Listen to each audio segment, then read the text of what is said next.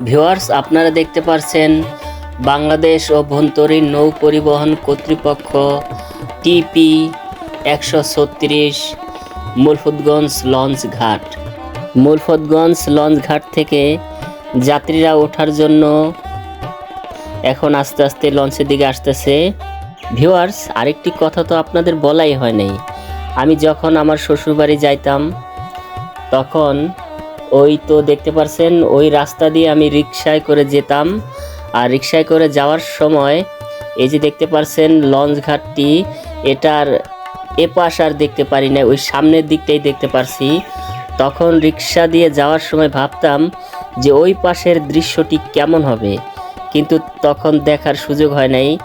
আজকে দেখতে পারছি, কিন্তু বুঝলাম না, এতক্ষণ হলো বসে থাকলাম, খাবারের হকারদের তো উঠতে দেখছি না।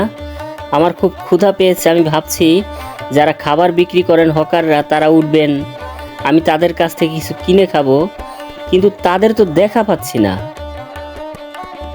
তাহলে কি আজ সকালে আমার না খেয়ে থাকতে হবে?